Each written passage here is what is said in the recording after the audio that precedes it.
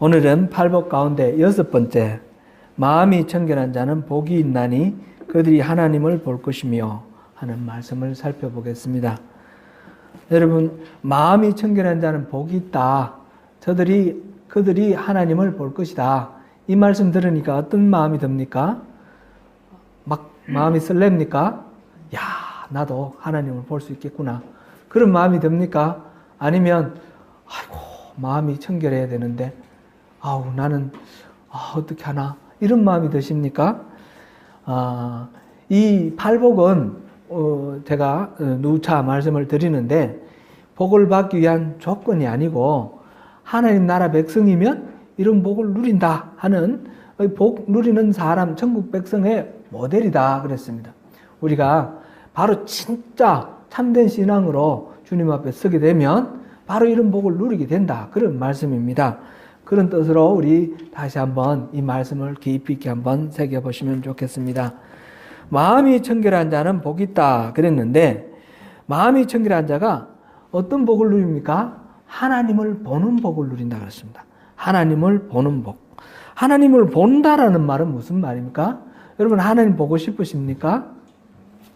예, 그러시죠? 예, 구약시대에는 보면 하나님을 만난 사람의 기록이 많이 있습니다. 대표적으로 아브라함 같은 경우에 그 창세기 18장을 잠깐 한번 열어볼까요? 창세기 18장. 여러 군데 하나님을 만난 기록이 있지만 창세기 18장만 한번 보겠습니다. 18장 1절 같이 읽어보겠습니다. 시작. 여호와께서 마므레의 상수리 나무들이 있는 곳에서 아브라함에게 나타나시니라. 날이 뜨거울 때에 그가 장막문에 앉아있다가. 아멘. 여호와 하나님께서 아브라함에게 나타나셨대요. 그리고 18장 마지막 절 33절 한번 읽어보겠습니다. 시작. 여호와께서 아브라함과 말씀을 마치시고 가시니 아브라함도 자기 곳으로 돌아갔더라. 지금 여호와께서 아브라함과 말씀을 나누시고 가셨어요. 그죠? 중간에 보면 세 사람이 나타나가지고 이 아브라함의 조카 롯이 사는 소돔을 멸망시키겠다, 그런 말씀을 하시고, 이 아브라함은 소돔을 위해서 계속해서 사람에게 매달리면서 그곳에 의인 50명이 있으면 그 50명도 그 악한 사람들하고 같이 죽이시겠습니까? 그렇게 이제 물어보는, 그러면서 다시 45명이면 어떻게 하겠습니까? 5명 부족한 것 때문에 죽어야 됩니까? 또 그 다음에 40명이면 어떻게 하겠습니까? 30명은 어떻게 하겠습니까? 20명이면 어떻게 하겠습니까? 10명, 의인이 10명이면 어떻게 하시겠습니까? 이렇게 계속해서 메어 달리는 그런 모습을 봅니다. 근데 이 중간에는 말을 안 했는데 맨 첫 번째부터 마지막에는 여호와께서 나타나셨다, 여호와께서 말씀을 다 하시고 떠나셨다, 이렇게 되어 있습니다. 그죠?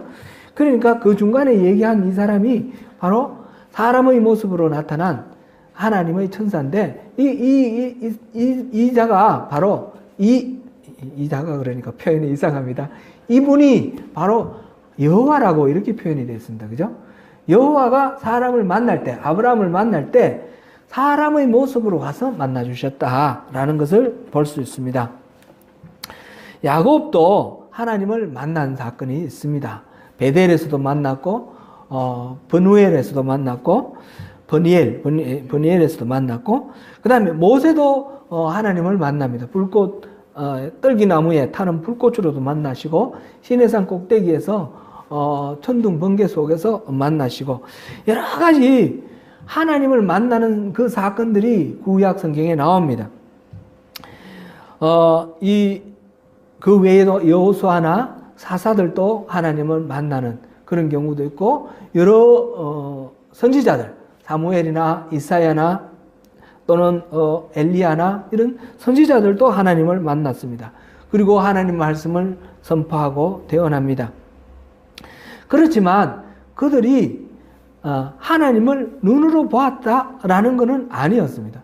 모세에게 하나님이 말씀하시기를 나를 본 자는 다 죽는다. 그러시면서 모세에게 하나님이 나타나실 때 손으로 가리우시고 뭐 뒷모습을 보여주신다. 그렇게 말씀하셨는데 실제로는 뒷모습도 안 보여주시고 하나님 말씀만 선포하셔요. 하나님을 직접 보는 것이 아닌데 그러면 하나님을 이 마음이 청결한 자는 복이 있나니 그들이 하나님을 볼 것이요. 이렇게 말했을 때 이 볼 것이다라는 건 무슨 말일까요? 이게 우리의 육안으로 보는 것은 아니라는 것은 우리가 확실히 알았습니다. 구약에도 그렇고 신약에도 그렇고 하나님은 영이시기 때문에 육안으로 이렇게 볼 수 있는 그런 분이 아니십니다.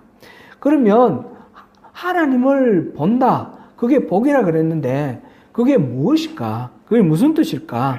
우리 한번 말씀으로 또 찾아보면 좋겠습니다. 에베소서 1장 보겠습니다. 에베소서 1장. 에베소서 1장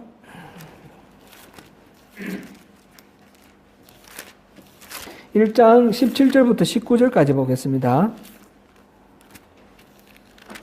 1장 17절부터 19절까지 우리 함께 봉독하겠습니다. 시작. 우리 주 예수 그리스도의 하나님 영광의 아버지께서 지혜와 계시의 영을 너희에게 주사 하나님을 알게 하시고 너희 마음의 눈을 밝히사 그의 부르심의 소망이 무엇이며 성도 안에서 그 기업의 영광의 풍성함이 무엇이며 그의 힘의 위력으로 역사하심을 따라 믿는 우리에게 베푸신 능력의 지극히 크심이 어떠한 것을 너희로 알게 하시기를 구하노라. 아멘. 에베소서는 로마에서 연금 생활을 할 당시 기록한 서신으로 우리가 옥중 서신이다 이렇게 알고 있습니다. 옥에 갇혀 있는 이 바울은 끊임없이 자신이 세운 교회의 성도들을 위해서 기도를 했습니다.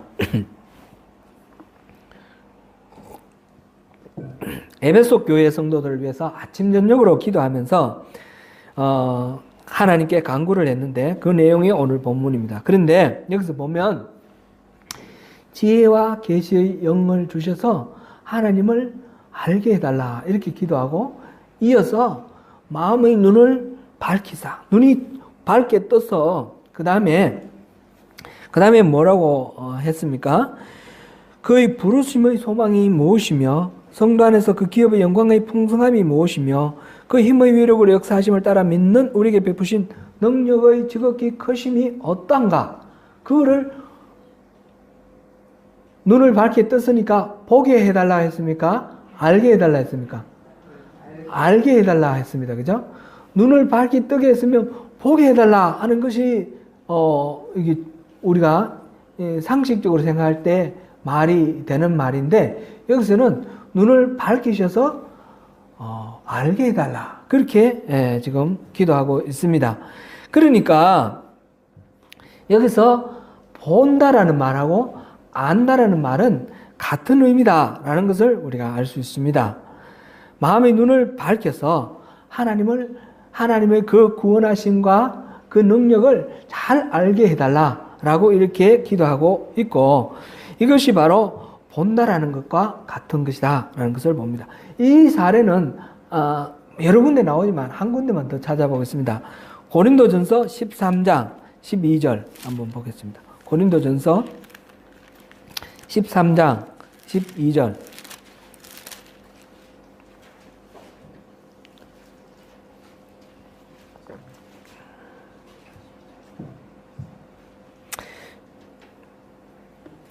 같이 읽습니다. 시작. 우리가 지금은 거울로 보는 것 같이 희미하나 그때는 얼굴과 얼굴을 대하여 볼 것이요 지금은 내가 부분적으로 아나 그때는 주께서 나를 아신 것 같이 내가 온전히 알리라. 아멘. 거울을 보는 것처럼 분명하게 보게 될 것이다. 근데 보게 된다라는 말을 또 이어서 하는 말을 하나님이 날 아시는 만큼 나도 하나님을 분명하게 온전히 알게 될 것이다 그랬습니다. 이 본다라는 말하고 안다라는 말이 같은 의미다라는 것을 여기서 우리가 확인할 수 있습니다. 성경에서 하나님을 안다라는 말은 단순히 지식을 하나님에 관한 지식, 하나님에 관한 인포메이션, 정보를 아는 것이 아니죠. 하나님을 경험하면서 하나님의 성품을 겪으면서 하나님과 친밀한 교제를 이루는 그런 상태, 그런 상태를 하나님을 안다라고 그렇게 표현했습니다. 이것이 바로 복이라는 것입니다. 하나님하고 같이 사는 삶, 임마누엘 하신 하나님과 동행하는 삶, 이것이 바로 하나님을 본다라는 것이고 이것이 바로 하나님을 안다라는 것이기 때문에 이것이 바로 복이라는 것입니다.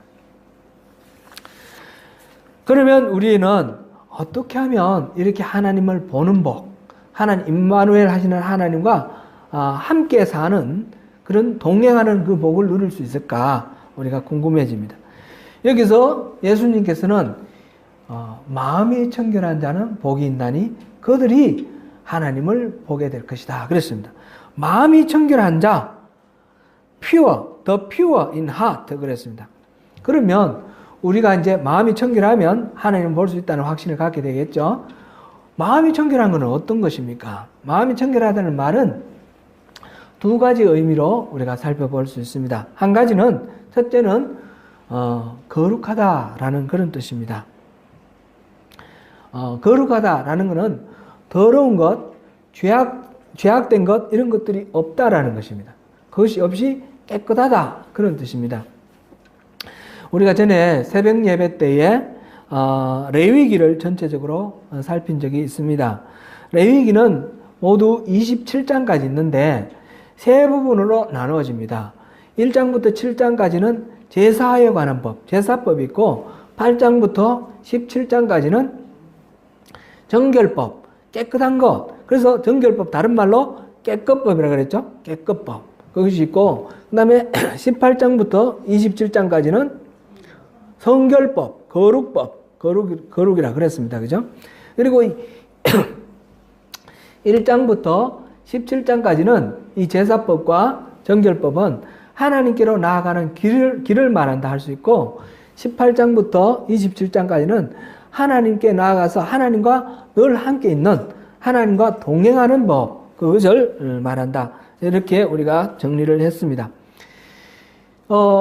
깨끗법, 8장부터 17장까지 깨끗법은 음식을 뭐를 먹으라, 뭐를 먹지 말라, 또 뭐 곰팡이가 피면 어떻게 하라, 뭐 이런 식으로 물리적으로 깨끗한 것을 말합니다. 그 다음에 18장부터 마지막까지는 가정한 것은 이런 것이다, 이런 것들은 하지 마라, 우상 숭배하지 마라 이런 거 하고 절기는 어떻게 지키라 이런 식의 마음으로 하나님을 만날 수 있도록 깨끗하게 하는 그런 법입니다. 이제 물리적으로나 마음으로나 깨끗하게 하는 이 전체 다가 거룩이다 이렇게 말할 수 있습니다. 레위기의 주제는 뭐냐? 거룩입니다. 예수님께서 마음이 청결한 자라고 말씀을 하셨을 때 이 레위기의 이 율례들을 생각하고 염두에 두시고 하셨을 것이고 이 레위기 율례를 잘 지키려고 애쓰는 바리새인을 두고 그렇게 말씀을 하셨을 것입니다. 바리새인들은 열심히 거룩을 추구하는 사람들입니다. 그런데 이 사람들에 대해서 예수님께서는 아주 심하게 질책을 하십니다. 마태복음 23장 한 부분을 우리가 살펴보겠습니다. 마태복음 23장입니다. 마태복음 23장 25절부터 28절까지만 읽어보겠습니다. 마태복음 23장 여기 7가지 화 있을진저 외식하는 서기관들과 바리새인이여 하면서 7가지 이 바리새인과 서기관들에 대한 질책을 하시는데 그 중에 일부입니다. 25절부터 28절까지 같이 한번 읽어보겠습니다. 시작. 화 있을진저 외식하는 서기관들과 바리새인들이여 잔과 대접의 겉은 깨끗이야 돼 그 안에는 탐욕과 방탕으로 가득하게 하는도다. 눈먼 바리새인이여 너는 먼저 안을 깨끗이 하라. 그리하면 겉고 깨끗하리라. 화 있을진저 외식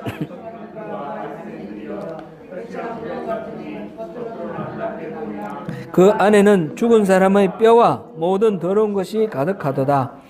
이와 같이 너희도 겉으로는 사람에게 옳게 보이되 안으로는 외식과 불법이 가득하도다. 아멘. 예수님은 마음속에 탐욕과 방탕과 외식과 불법이 가득한 이 바리새인들을 가리키면서 눈먼 바리새인이라 그렇게 말씀하셨습니다. 마음속이 더럽고 악한 것들이 가득 들어있으면, 다시 말씀드려서 마음으로 거룩하지 못하면 눈이 멀어서 하나님을 볼 수 없습니다. 눈이 먼 상태인 것입니다. 우리가 어떤 선입관과 편견을 가지면 정확하게 사물을 볼 수가 없습니다. 우리 마음속에 상처가 있고 원망이 있으면 하나님의 말씀을 바로 들을 수가 없고 하나님을 볼 수가 없습니다. 마음이 청결하다는 말, 이것은 그런 것들이 없는 상태입니다. 깨끗한 상태, 거룩한 상태. 마음이 청결하다는 말은 두 번째로 마음이 나뉘지 않은 상태를 말합니다. 일편단심, 단심을 말하죠. 영어로는 single-mindedness 또는 undivided mind. 나뉘어져 있지 않는 하나로 되어 있는 마음입니다. 오직 하나님 한 분만 생각하는 마음입니다. 마음의 동기가 나누어져 있지 않은 경우입니다.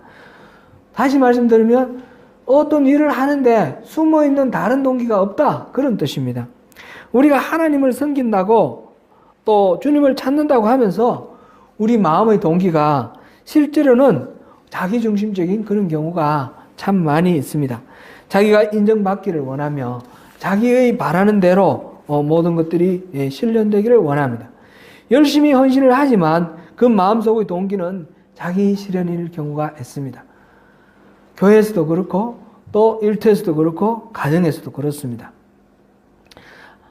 절대적으로 하나님 중심이 되어야 합니다. 한 율법사가 예수님을 시험하려고 율법 중에 어느 계명이 크냐고 물어보았습니다. 이때 예수님께서 대답해 주신 말씀이 무엇입니까?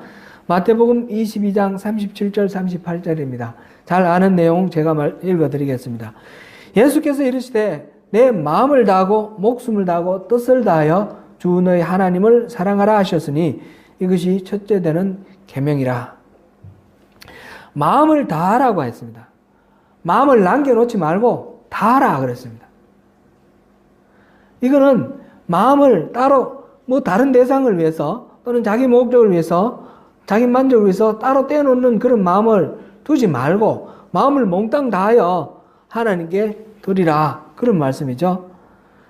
우리의 만족을 추구하거나 우리의 다른 어떤 목적을 위해서 마음을 남겨놓지 말고 온 마음을 쏟아 오직 한 마음으로 그렇게 하라 하시는 말씀입니다. 그렇게 할 때 하나님을 볼 수 있습니다. 여러분, 마음이 청결해지기를 원하십니까? 우리가 구원받고 영생을 누리는 것은, 천국의 백성이 되는 것은 교회 잘 다니기 때문이 아닙니다. 하나님이 마음이 가난한 자가 천국이 그들의 것이다 그랬고, 마음이 청결한 자가 하나님을 본다고 그랬습니다. 그러니까 우리가 마음이 가난해져야 되며 다른 어떤 것들도 의지하려는 그런 마음 내려놓고 오직 주님만 바라보는 그런 마음으로, 청결한 마음으로 우리 안에 있는 모든 편견과 선입관과 욕망과 원망과 아픔과 상처, 이런 것들을 다 비우고 청결한 마음, 오직 하나님께 모든 것들을 바치고자 하는 그런 전심으로 주님을 추구하는 마음, 그렇게 할 때에 우리가 천국 백성으로서 하나님이 예비해 놓으신 하늘에 속한 신령한 복을 다 누리게 되고 하나님과 친밀한 사랑의 교제 안에서 하나님을 보게 되는 것입니다. 그러면 마음이 청결해지려면 어떻게 해야 될까? 이것이 또 우리 궁금증을 불러일으킵니다. 어떻게 하면 마음이 청결해질 수 있을까요?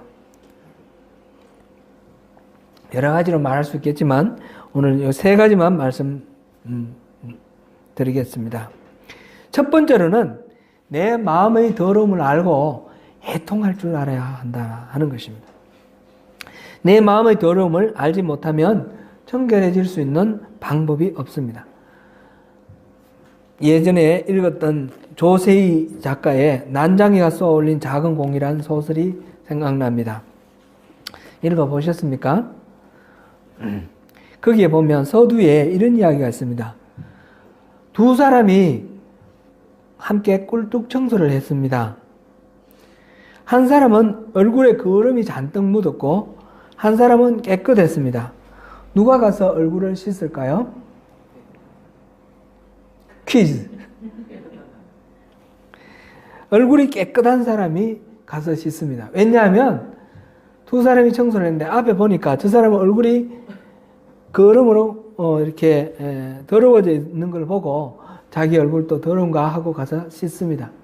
그런데 얼굴이 더러운 사람은 앞에 사람 보니까 깨끗하니까 아, 깨끗하구나 생각하고 씻을 줄을 모릅니다. 이 이야기는 여기서 끝나지는 않죠. 뭐 또 계속 이어지는데 같이 꿀뚝에서 일을 했는데 한 사람은 깨끗하고 한 사람은 더러워질 일은 없습니다. 같이 가서 씻어야 되는 것이 맞는 거죠. 중요한 것은 오늘 우리가 여기서 이 이야기를 통해서 우리가 찾고자 하는 것은 자기가 더럽다는 것을 알아야지 씻는다는 거죠. 자기가 더러운 줄 모르면 씻어야겠다는 그런 생각이 없습니다. 자기가 죄인인 줄 모르면 이 용서받은 은혜에 감사할 줄 모르는 것입니다. 예수 십자가 복음을 우리가 전했을 때에 자기가 죄인이라는 것을 깨닫고 알면 그 은혜에 감사하고 감격하지만 자기 죄를 깨닫지 못하면 그저 무덤덤할 뿐입니다. 내가 무슨 큰 죄를 지었다고 뭐 날 위해서 그렇게 추구해야 되나? 예수님이 추구해야 되나? 나 그거 못 믿겠어. 난 그럼 그만큼 죄 지은 적 없어. 뭐 이런 식으로 반응을 하게 되는 것이죠. 더러움을 알 때, 자기의 더러움을 알 때 깨끗함을 사모하게 되는 것입니다. 어떻게 하면 자기의 더러움을 알 수 있습니까? 하나님 앞에 자신을 세워야 합니다. 나보다 더 더러운 사람을 보고 나나 그나 피장파장인 그런 더러운 사람들 보고 그런 상황에서는 내 마음의 더러움을 참으로 깨달을 수는 없습니다. 하나님의 기준 앞에 서면 우리가 얼마나 더러운지 알게 됩니다. 그 더러움을 이겨보려고 분투하고 노력하면서 우리가 참 우리는 스스로 깨끗해질 수 없는 존재로구나 그렇게 생각하고 절망하고 좌절도 합니다. 바울이 오라 나는 공고한 사람이로다. 이 사망의 몸에서 누가 나를 건져낼꼬 그렇게 탄식하며 주저앉았는데 그렇게 애통하게 되는 것 이것은 마음이 더러운 것을 알게 되는 자 마음이 청결하기를 원하는 자의 마음입니다. 그래서 6대복 마음이 청결한 자는 두 번째 애통하는 자는 복이 있나니 그와 연결이 되어 있다라는 것을 우리가 지난번에 살펴보았습니다.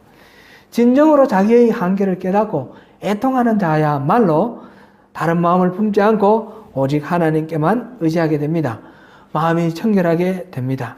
그가 하나님을 보는 복, 하나님과 친밀한 교제 가운데 하나님 임마누엘 하시는 하나님과 동행하는 복을 누리며 참된 위로를 받게 되는 것입니다.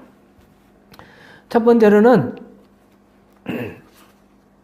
자기의 더러움을 알고 애통하는 자가 마음이 청결해집니다. 두 번째로는 말씀을 가까이 하여야 합니다. 말씀을 가까이 할 때 우리가 마음이 청결해집니다. 말씀은 앞에서 하나님 앞에 자신을 세운다 그렇게 했는데 그 하나님 앞에 자신을 세우는 것이 바로 말씀 앞에 자신을 세우는 것입니다. 말씀을 통해서 이게 죄인 줄을 알게 되고 말씀을 통해서 내가 더럽다라는 것을 알게 되는 것입니다. 그래서 말씀은 나의 더러움을 비춰주는 거울입니다. 동시에 말씀은 나의 더러움을 깨끗하게 해주는 정화장치입니다. 에베소서 5장 26절에서 이런 말씀이 있습니다. 이는 곧 물로 씻어 말씀으로 깨끗하게 하사 거룩하게 하시고 라고 하였습니다. 또 요한복음 15장 3절에서는 너희는 내가 일러준 말로 이미 깨끗하여졌으니 라고 하였습니다. 주님의 말씀을 깨끗하게 씻어주는 물로도 비유하였고, 또 포도나무 가지, 말라버린 가지 또는 필요 없이 우짜란 가지를 잘라주는 전지가위로도 비유를 하였습니다. 곧 말씀은 우리를 깨끗하게 해주는 그런 정화장치다라는 것입니다. 그러므로 우리는 말씀을 부지런히 배우고 말씀을 늘 가까이 하면서 읽고 묵상하고 새기는 그런 삶을 우리가 살아야 합니다. 세 번째로 우리가 마음이 정결하게 하기 위해서는 십자가를 더욱 의지하여야 합니다.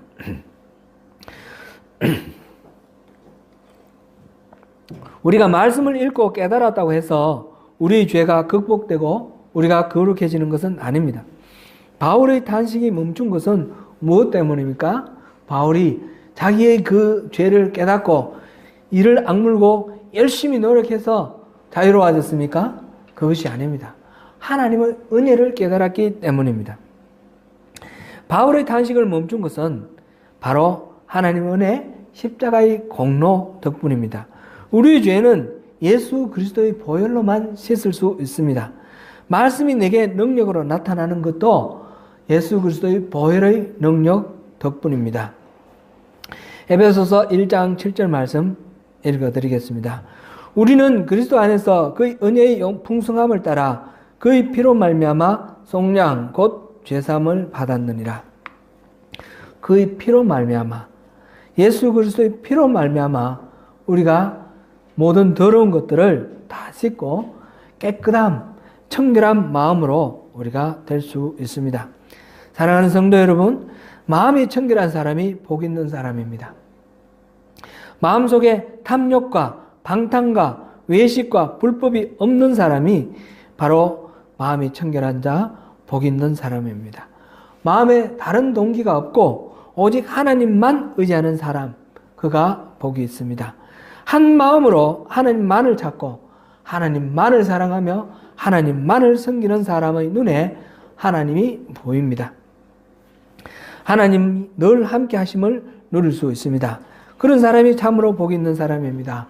십자가의 복음을 더욱 의지하는 삶을 결단하시기를 바라며 우리 다 같이 시편 24편 3절에서 6절 말씀 봉독하심으로 오늘 말씀을 마치겠습니다.